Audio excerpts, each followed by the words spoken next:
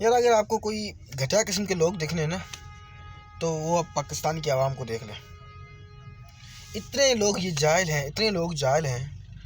देखो, अल्लाह का अज़ाब जो है ना, वो किसी मुल्क पर भी आ सकता है,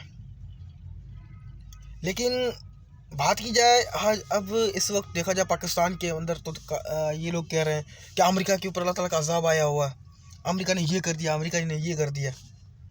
अगर अल्लाह ताला का अभी अमेरिका के ऊपर अज़ाब आया हुआ है, तो तुम्हारे ऊपर, पाकिस्तान के ऊपर, आपको पता है कितने अज़ाब आते हैं साल में? कोई एक साल में 2 या 3 मरतबा अज़ाब आता है आपके पाकिस्तान के अंदर। अब मुझे जो याद है, मैं जो बात करूं, 2001 के अंदर जो ज़िल्ज़ला आया था, 2002 के अंदर ज़िल्ज़ला आया था, 2005 के अंदर जो ज़िल्ज़ला आया था जिसके अंदर पूरा कश्मीर तबाह हो गया, 2008 के अंदर ज़िल्ज़ला आया था, और 2011 के अंदर जो तूफ़ान आया था, बारिश से बारिश पूरा पाकिस्तान हो गया था, सारा साथ तकरीबन डूब गया था। और इसके अलावा 2015 की आखिर में भी ज़िल्ज़ला आया था। 18 से लेकर 21 तक कोरोना चली थी पाकिस्तान के अंदर, पूरी दुनिया में थी लेकिन पाकिस्तान के अंदर भी चली थी। और 2022 के आखिर के अंदर जो पाकिस्तान के अंदर तूफ़ान आया था, बारिश के अंदर पता नहीं कितने इलाके लोगों के फसल तबाह बर्बाद हो गए। तो क्यों अज़ाब आया आपके ऊपर? आप तो मोमिन बंदे हो ना, फिर क्यों अज़ाब आया आपके ऊपर?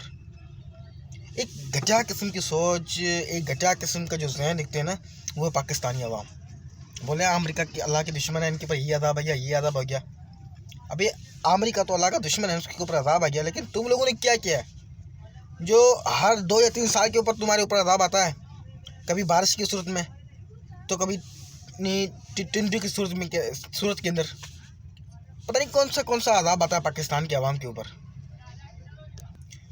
पाकिस्तान के ऊपर कभी बारिश की सूरत में अज़ाब आ रहा है, कभी तूफ़ान की सूरत में अज़ाब आ रहा है, कभी ज़िल्ज़ला की सूरत के अंदर अज़ाब आ रहा है। तो ये क्या होगा? ये अल्लाह का अज़ाब है, किसी के मुल्क के ऊपर भी आ सकता है। आपको पता है ये आजमाइश भी हो सकती है। अल्लाह बंदे को कभी कभी इतने थोड़े से आजमाता भी है, थोड़ी सी तकलीफ़ें देकर। घटिया सोच से दूर रहो।